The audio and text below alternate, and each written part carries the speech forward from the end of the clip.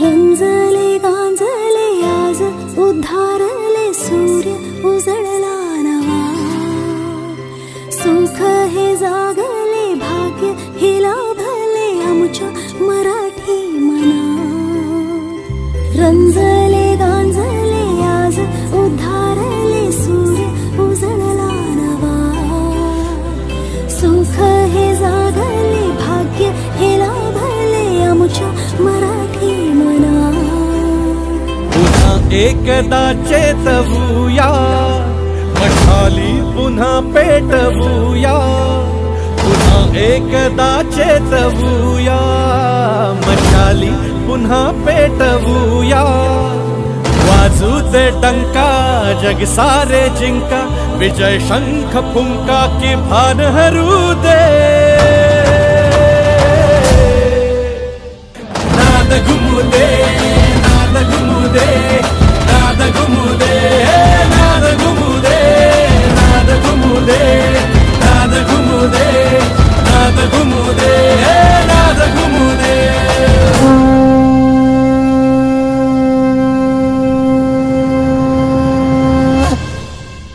राष्ट्र जिंकुया महाराष्ट्र जिंकुया होऊ दे सिंह गर्जना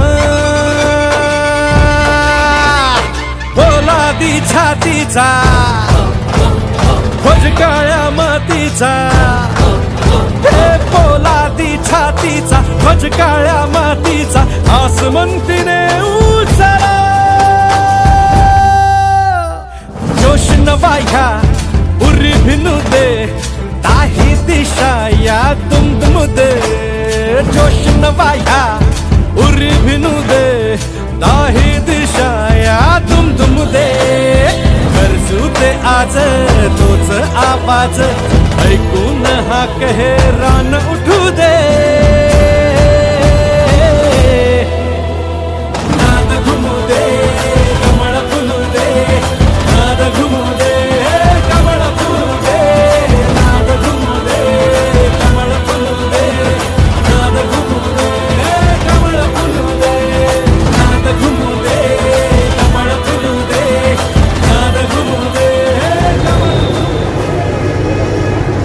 आज संपूर्ण महाराष्ट्रभर तो आज की तारीख में 15 अगस्त के इस शुभ अवसर पर पूरे महाराष्ट्र में भारतीय जनता पार्टी के सभी मतदार संघों में इस तरीके का वार रूम का उद्घाटन या आज दिन भर में संपन्न होने वाला है। उसी के तहत यहाँ मालेगांव मध्य का वार रूम का उद्घाटन आदरणीय विजय भाऊ चौधरी इनके कर कमलों द्वारा यहाँ पर संपन्न हुआ है। आपको मैं एक बात समझा दूं, जैसा आज मालेगांव बाह्य का भी वार रूम का उद्घाटन है, लेकिन मालेगांव बाह्य में हर एक को पता है कि वार रूम के माध्यम से कौन से काम किए जाते हैं। अभी हमारा ये सफर है, पहले हमारे कुछ कार्यकर्ता वहां हमारा झंडा लेके चलते थे, लेकिन 2 महीने पहले जब मेरे मालेगांव मध्य के लिए निवडणूक प्रभारी करके नियुक्ति हुई, उसके बाद में हमने जो कार्यकर्ता जोड़ने का जो सिलसिला चालू किया है, मतलब वो भी मैं एक शहर में यहाँ पर बयान करना चाहूंगा, कोशिश करूंगा। अभी अगर तुम्हारे साथ में काम करना है तो तरीके भी मुझे अपनाने पड़ेंगे, शेरो शायरी भी करना पड़ेंगे। हमारे गांव में विजय जी गुंडागर्दी भी बहुत चलती है। आपको तो पता है कि हमारा मालेगांव कभी दंगों का शहर करके पूरे देश भर में बदनाम था, लेकिन 20 सालों में हमने हिंदू मुस्लिम भाइयों ने एक ताना बाना की तरह, जैसा हमारा यहाँ का जो कपड़े का उद्योग है पावरलूम, तो उस तरीके से हमने अभी एक दूसरे को, एक ने ताना और एक ने बाना बन के एक नया कपड़ा, एक तिरंगा बुनने का काम यहाँ पर हमने हाथ में लिया हुआ है। इसी के तहत जो हमने काम चालू किया,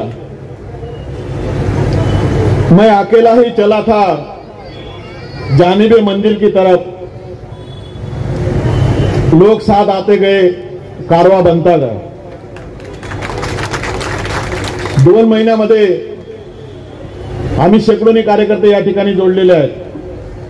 बावनकुळे साहेबांना आणि आपल्याला आम्ही या ठिकाणी एक वचन दिलेलं आहे की येणाऱ्या या भारतीय जनता पार्टीच्या दृष्टीने संपूर्ण भारतातला सगळ्यात कमजोर मतदारसंघ आमचा मालेगाव मध्य मतदारसंघ.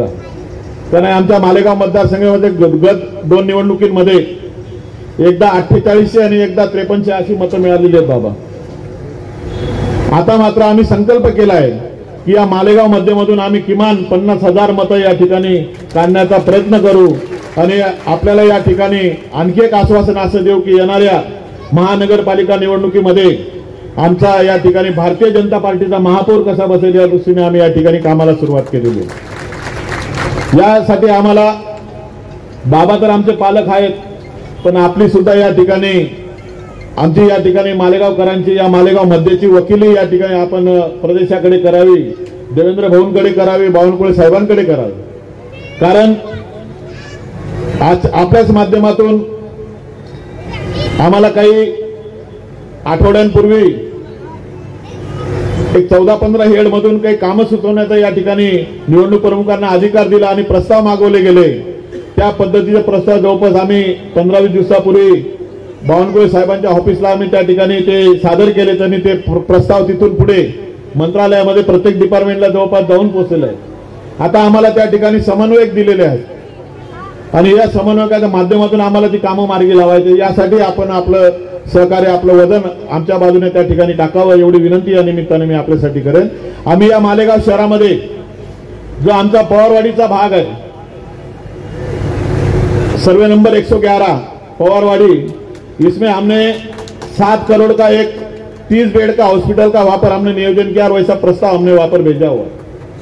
हमने कुछ बड़े बड़े रास्ते लिए हैं, कुछ शादी हॉल के काम यहाँ पर हमने दिए हैं, कुछ गार्डन्स दिए हुए हैं. और ये सब काम लगभग 70 से 80 करोड़ के दरमियान के ये सब सारे काम हैं और इनकी जितनी जल्दी मंजूरी होगी उतना हमको आगे काम करने में आसानी होगी. क्योंकि ये सबको पता चल गया मालेगांव वालों को, इन्होंने कभी या कांग्रेस को चुन के दिया, कभी एमआईएम को चुन के दिया. एक बार उनको चांस देते, एक बार इनको चांस देते, ऐसा करते करते अदला बदली करते करते अभी इनकी ये हालत हो गई है कि ये खुद बदलना चाहते हैं. अब इनको समझ में आ रहा है कि यहाँ पर हमारे बीजेपी के नाम से बीजेपी को गाली देके हमारा सिर्फ वोट लिया जाता है और बाद में इनका वोट सीधा बीजेपी को ही जाता है. तो उससे अच्छा डायरेक्ट बीजेपी को क्यों ना वोट दिया जाए, ऐसी मानसिकता हमारे मुस्लिम भाइयों की अभी बनते यहाँ पर नजर आ रही है. उसके लिए हमें भी थोड़ा सा आगे बढ़ाना पड़ेगा, विकास कामों की तरफ ध्यान देना पड़ेगा. और आने वाले समय में जैसा हमने आपको आश्वासन दिया है कि हम 10 गुना वहां पर काम करके आपको दिखाएंगे. और मुझे नहीं लगता जिस तरीके से हमारा जो स्पीड अभी ये 2 महीने में हुआ है, हम आपको अगले हर महीने यहाँ पर बुलाना चाहेंगे, हर महीने आपको हमारी बढ़ती ताकत आपको दिखाना चाहेंगे. उसके बाद हम पर विश्वास करो और हमारे काम यहाँ पर हमारे मालेगांव वासी, अगर आप देखोगे कभी हम आपको मालेगांव शहर का दौरा भी कराएंगे. यहाँ पर अगर थोड़ा सा कचरा इस साइड में, मतलब हमारे तरफ वार्ड में अगर थोड़ा सा कचरा है तो माँ बहने के फोन चालू हो जाते हैं. लेकिन विजय भाऊ, मैं आपको बताना चाहूंगा कि उधर मैं जो गली कुचे में वहां घुमाऊं तो इतने बदतर हालात, लोग कैसे रहते होंगे, ये मतलब आपको मैं यहाँ बयान नहीं कर सकता. एक बार आपको मैं वहां पर दौरा कराऊंगा और दिखा दूंगा. बहुत ज्यादा काम करने की वहां पर जरूरत है और हम आने वाले समय में अच्छा काम करके वहां पर दिखाएंगे. आपका साथ हमारे साथ में है, सुभाष जी भामरे साहब का आशीर्वाद हमारे साथ में है. इसलिए हमें ये जो इतना बड़ा आह्वान आपने हमारे सर के ऊपर रखा हुआ है, हम आने वाले समय में बिल्कुल आपको ये दिखा देंगे. बस आज आप करीबन हमें 1:30 बजे का टाइम दिया था और हमने लोगों को 12 बजे का टाइम दिया, लेकिन आपको आने में वहां से 2 बज गए निकलने में. धुले में एक बड़ी रैली थी इसके कारण से, और ये अभी हमारे साथ में तीसरा टाइम है. सारे मालेगांव वाले अभी जानने लग गए कि आबा तरफ अगर प्रोग्राम है तो कम से कम 3 घंटा वेटिंग करना है और उसके बाद में प्रोग्राम में 2 घंटा, मतलब 5 घंटे का टाइम निकाल के पूरे लोग आते हैं। क्योंकि इदरीस भाई मुल्तानी का कार्यक्रम है, वो भी 4 घंटा लेट आए थे। पीछे हमारी ताई भारती ताई, उनकी जो जन आशीर्वाद यात्रा थी वो भी 4 घंटा लेट आई थी। लेकिन हमारे सारे प्रोग्राम, इदरीस भाई मुल्तानी ने भी हमारे प्रोग्राम को लेकर बाद में काफी तारीफ की। इतने कम समय में इतना अच्छा प्रोग्राम यहाँ पर दिया गया मालेगांव शहर में। इस तरीके से बस हम यही चाहते हैं कि आपका आशीर्वाद बना रहे। पार्टी यहाँ पर अपना झंडा, आपने देखा हमारे भाई ने बताया कि यहाँ पर सबने अपने हाथ में झंडा लिया हुआ है, बस आपका सिर्फ एक हाथ चाहिए साथ में। इतने बात करते हुए मेरी बात को विराम देता हूँ। जय हिंद, जय महाराष्ट्र। बोलो भारत माता की वंदे वंदे। भारतीय जनता पार्टीचा मालेगाव। सर्वप्रथम मी आपल्याला स्वातंत्र्य दिनाच्या मनपूर्वक या ठिकाणी शुभेच्छा देतो। आजच्या या स्वातंत्र्य दिनाच्या निमित्तानं संपूर्ण देशाभर वेगवेगळ्या प्रकारचे राष्ट्रहिताचे कार्यक्रम साजरे केले जात आहेत। सकाळी आपण सगळ्यांनीच राष्ट्रगान गायलं, आपल्या देशाचा ध्वज, तिरंगा ध्वज, त्याला सलामी दिली, त्याला नमन वंदन केलं आणि अशा प्रकारचा आनंद उत्सव स्वातंत्र्याचा आपल्याला बनवण्याच्या संदर्भातली संधी अनेक शहीदांच्या त्यागातून, बलिदानातून आम्हाला या ठिकाणी प्राप्त झाली। जुलमी इंग्रजी सत्तेनं देशाला गुलाम केलं। परकीय इंग्रजांनी आमच्यावर या ठिकाणी अत्याचार केलेत, आमच्या देशावर राज्य केलं, आमचा देश लुटून घेऊन गेलेत। परकीय गुलामगिरीतून आमच्या देशाला या ठिकाणी मुक्त केलं पाहिजे, या राष्ट्रीयत्वाचा भावनेतून अनेक क्रांतीवीरांनी जुलमी इंग्रजी सत्तेच्या विरोधात या ठिकाणी लढा पुकारला। अनेक हिंदू, मुसलमान, शीख, ईसाई सारे भाई भाई म्हणत मोठ्या ताकदीनं इंग्रजांना या ठिकाणी सांगितलं की चले जाओ। आणि अशा अनेक क्रांतीवीरांना या स्वातंत्र्याच्या लढाईमध्ये आपल्या प्राणाची आहुती द्यावी लागली। अनेकांचे घर संसार या ठिकाणी उद्ध्वस्त झालेत, मुसलमानांचे हात कापले, हिंदूंचे पाय कापलेत। ही लढाई लढत असताना अक्षरशः आपलं आयुष्य बेचिराग केलं, तरी आपला नेक इरादा स्वातंत्र्य लढ्याचा या नरवीरांनी, शूरवीरांनी, क्रांतीवीरांनी सोडला नाही। आणि त्यांनी केलेल्या प्रचंड त्यागामुळे, बलिदानामुळे आज आम्हाला स्वातंत्र्य या ठिकाणी प्राप्त झालं। स्वातंत्र्य राजकीय आम्हाला प्राप्त झालं, परंतु आमचा देश आर्थिक गुलामगिरीमध्ये आजही यापूर्वी म्हणजे 2014 पूर्वी खितपत पडलेला होता। परंतु विश्व गौरव, ऋषितुल्य नेतृत्व नरेंद्र मोदीजींना आपण 2014 मध्ये या देशाची धुरा दिली, पंतप्रधान केलं आणि या प्रधान सेवकानं बघता बघता भारताला जगामध्ये 12व्या क्रमांकावरनं या ठिकाणी 5व्या क्रमांकावर महाशक्ती, आर्थिक शक्ती म्हणून आणण्याच्या संदर्भातली अतिशय महत्वाची भूमिका अदा केली। सबका साथ, सबका विश्वास आणि सबका प्रयास, ये 3 ब्रीद वाक्य को साथ में लेते हुए भगवान नरेंद्र मोदी जी ने सबको विश्वास भी लिया। हर एक कोई बिंदु 130 कोटि हमारे देशवासी, उनका भला हो, उनका विकास हो, देश में रहने वाला हर समाज का, हर मजहब का व्यक्ति हो, उसका विकास होना चाहिए, उसने प्रगति करना चाहिए। ये मानवतावादी सोच रखने वाले हमारे नरेंद्र मोदी साहब ने हमारे देश को तरक्की की ओर ले जाने का एक बड़ा अभियान चला है, उसमें उन्हें कामयाबी भी हासिल हो रही है। मित्रों, भाइयों और बहनों, हमारे सांसद हमारे सुनील जी आबा और हमारे जिलाध्यक्ष कचवे जी ने यहां पे कहा कि हमारे नरेंद्र मोदी जी ने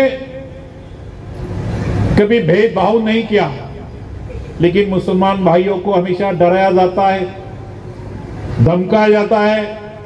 मोदी आपके खिलाफ है, मुसलमानों के खिलाफ है। भारतीय जनता पार्टी ये केवल हिंदुओं की पार्टी है। इस तरीके के लोग, कांग्रेसी लोग हमारे मुसलमान भाइयों को डराते हैं।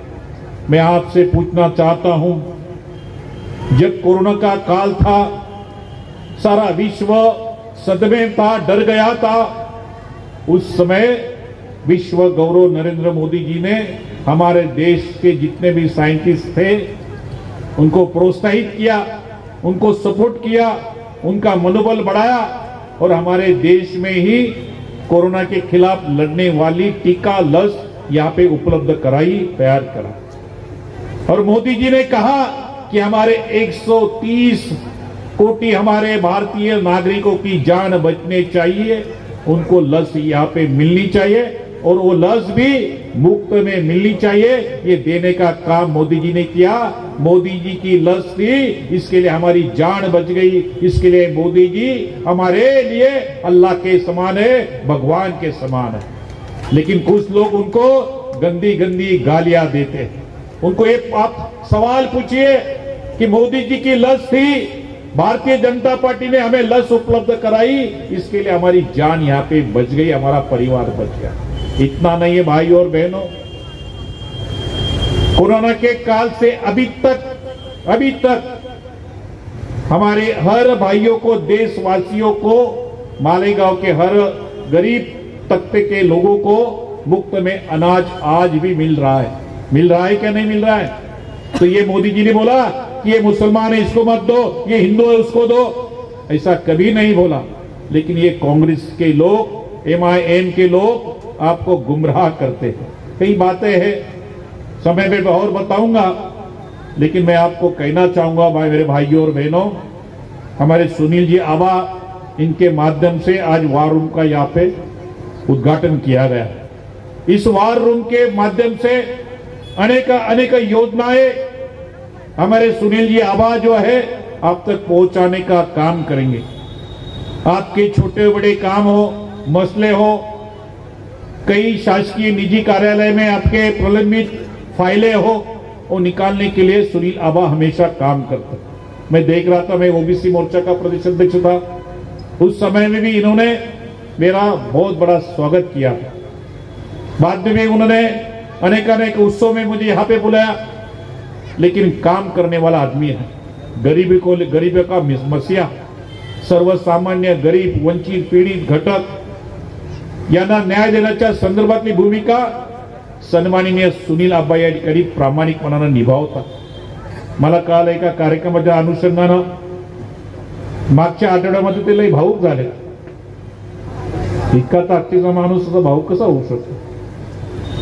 परंतु अनेक वर्ष जेव्हा पार्टीचं काम करणारा माणूस, कधी कधी वाटतं की अरे हे माझा मनाचा विरोधात होतो, तेव्हा त्याचा अपेक्षा भंग होतो आणि अशा प्रकारचा भावुक होतो।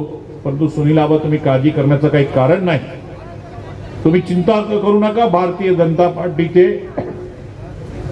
माननीय आपले नेते देवेंद्र फडणवीस साहेब असतील, माननीय बावनकुळे साहेब असतील, मी स्वतः असेल, माननीय गिरीश भाऊ असतील आणि आपले लोकप्रिय खासदार शिवाजी भामरे साहेब आपल्या पाठीशी आहेत। शिवाजी भामरे साहेबांच्या बाबतीत मी या ठिकाणी सांगेल की त्यांनी ज्यावेळेस ते डॉक्टरची प्रॅक्टिस करत होते, सेवा करत होते, त्यावेळेस सर्वाधिक मुस्लिम बांधवांना विनामूल्य त्यांचं आरोग्य उत्तम करण्याच्या संदर्भातली भूमिका घेतली। मोठे मोठे कॅन्सरचे पेशंट असतील, वेगवेगळ्या प्रकारचे रुग्ण असतील, त्यांच्यावर लाखो रुपयाचं बिल असलं तरी त्यांनी त्या ठिकाणी घेतलं नाही. परंतु मित्रांनो, आता मगाशी ते सांगत होते काहीतरी 8-10 पेशंट आलेत आणि सगळ्याच्या सगळ्यांचं त्यांनी प्राण वाचवलं. हे सगळं होतं. सुभाष बाबा हमारे लिए भगवान है, सुभाष बाबा हमारे लिए, उन्होंने हमारा इतना पैसा लिया नहीं, मुफ्त में इन्होंने हमारा इलाज कराया. लेकिन जब चुनाव आता है तब हम सुभाष बाबा को भूल जाते. ये नहीं होना चाहिए, गलत है. ये गलत है कि नहीं है? उस समय में फिर कुछ लोग बोल देते, अरे आपको सुभाष बाबा को वोट देंगे तो मोदी तक ये वोट पहुंच जाएगा. क्या कमाल है. आपको बदलना होगा, आपके विचारों को आप हमें बदलाव लाना होगा. जो काम करता है उस सुभाष बाबा के साथ हमें यहाँ पे खड़ा होना पड़ेगा. सुभाष बाबा नेहमी या ठिकाणी विचार करतात की माझ्या या लोकसभा मतदारसंघामध्ये मालेगावमध्ये असलेल्या प्रत्येक नागरिकाचं या ठिकाणी कल्याण झालं पाहिजे, भलं झालं पाहिजे. रस्ते असतील, सार्वजनिक शौचालय असतील, हायवेचे असतील, ग्रामीणचे असतील, शहराचे असतील, शेतकरी असतील, व्यापारी असतील, विद्यार्थी असतील, प्रत्येकाचा या ठिकाणी मूलभूत प्रश्न सुटले पाहिजे. अशा प्रकारचा विचार यांचा त्या ठिकाणी आहे. आणि म्हणून निश्चितपणानं सुभाष बाबा भामरे यांचं काम महाराष्ट्रातील 48 खासदारांमध्ये अव्वल दर्जाचं आहे, हे देखील या ठिकाणी मी नमूद करतो. आज आमचे सुरेश नारा हे जिल्हाध्यक्ष होते, त्यावेळेस मी या नगरीमध्ये आलो होतो महामंत्री झाल्यानंतर. आणि देवा पाटील अक्षरशः रात्री 1 वाजेपर्यंत माझी वाट पाहत बसले. मी त्यांना म्हटलं, अरे एवढ्या रात्रीपर्यंत तुम्ही कशाला थांबलात? आणि त्याच्या आदल्या दिवशी मला देवा पाटील आणि मित्र राहुल वगैरे सगळे मला भेटायला आले धुळ्याला. आणि थोडंसं अंतर्गत पार्टीमध्ये असतात मतभेद, थोडं किंतु परंतु असतो. ते म्हणे आम्ही येणार नाही वगैरे वगैरे. म्हटलं, तुम्ही आला नाहीत तर हा पार्टीचा विचाराचा विरोधात द्रोह असेल. आणि जेव्हा मी बैठक सुरू झाली तर मला ते समोर बसलेले दिसले, मला समाधान झालं. मित्रांनो, जो भारतीय जनता पार्टीसाठी पार्टीचा विचाराला आपले राग, लोभ, आपले द्वेष, हेवे दावे बाजूला काम या ठिकाणी बाजूला ठेवून काम करतो, तो जिल्हाध्यक्ष म्हणून सुद्धा या ठिकाणी विराजमान होतो. जर कचवे सर त्या दिवशी बैठकीत दिसले नसते तर आज या ठिकाणी व्यासपीठावर सुद्धा या ठिकाणी दिसले नसते, हे देखील निश्चितपणानं सांगतो. म्हणून पार्टीच्या विचाराशी निगडीत काम करा. पार्टी कशी मोठी येईल, पार्टीची उंची कशी मोठी होईल, सगळ्यांना घेऊन चाला. काटेरी मुकुट आहे जिल्हाध्यक्षपद, हे काही शोभेचं पद नाही, हा काटेरी मुकुट आहे.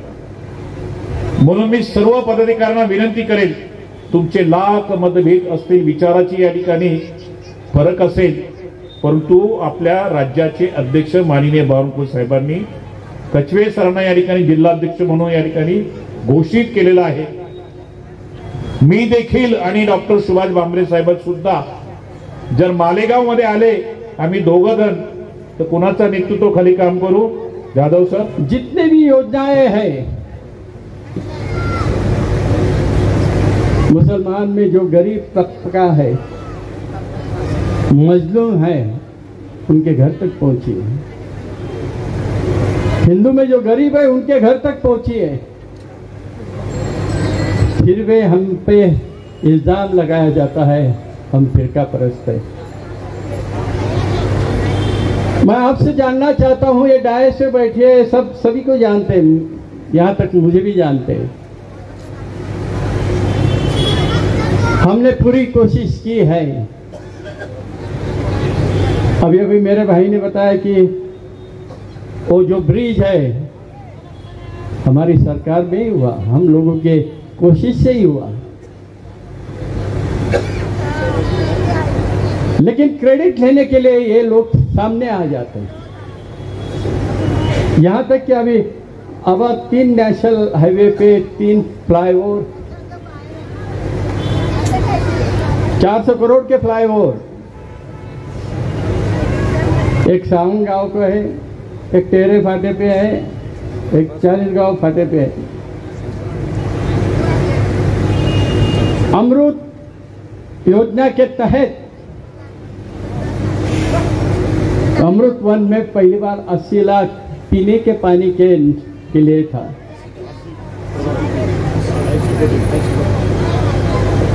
वो सबसे ज्यादा फायदा मालेगांव मध्य में हुआ। अभी हम नदी संवर्धन के लिए 168 करोड़ मंजूर करके लाए। अभी अमृत 2 में टेंडर फ्लोट हो रहा है। 500 करोड़ ये भारतीय जनता पार्टी के माध्यम से, आपके खासदार के माध्यम से मालेगांव मध्य के लिए दिया जा रहा है। हमारे कार्यकर्ता लगातार आप तक पहुंच रहे हैं, जैसे कि हमारे आबा हैं। तो मैं आपसे अपील करना चाहता हूं, अगर कोई काम करता है और उम्मीद रखता है, विजय जी मेरे दोनों इलेक्शन में 4000 से ऊपर वोट गए नहीं मालेगांव मध्य के, हो सकता है हम ही कुछ कम पड़े, लेकिन अब के बाद आने वाली पालिका निवडणूक है, फिर खासदार की निवडणूक है, और मैं आपका पड़ोसी हूँ, धुलिया में रहता हूँ। ऐसा नहीं कि मुझे कुछ मालूम नहीं मालेगांव का। विजय जी, जब बॉम्ब ब्लास्ट यहाँ पे हुआ था, डॉक्टर फरहान हमारे अच्छे मित्र है, उनको मालूम है मैं कैंसर स्पेशलिस्ट हूँ, बड़े बड़े ऑपरेशन कर सकता हूँ। जो 8 सीरियस पेशेंट है, फरहान साहब है, तो हमारे ज्येष्ठ सर्जन है, मेरे हम उम्र है, उनको मालूम था ये ऑपरेशन सिर्फ सुभाष भामरे कर सकता है। दूल्हे में 8 के 8 पैसे मेरे पास भेजे और 8 के 8 बच गए, उनमें से एक नवा पैसा लिया। तब हमने ये नहीं देखा कि फिरका परस्त हम है, ऐसे आरोप लगाने वालों के, उनसे पूछिए, आपके गिरेबान में देखिए। मालेगांव मध्य में मैं जब आता हूं, जिस प्रकार की गरीबी है, झोपड़पट्टियां हैं, ना अच्छी सड़कें हैं, ना पानी की सुविधा है, और आप 40-50 साल से कभी इनको कभी उनको, 2 ही फैमिली को लड़ाते रहते हैं और वोट देते रहते हैं। अब के बार विश्वास रखो, विश्वास दे के रखो। भारतीय जनता पार्टी को हाथ में एक बार महापालिका दे दीजिए, फिर देखिए क्या हम रंग लाते। विजय जी, उनको नंदुरबार जाना है, बोलना तो बहुत जाता हूँ,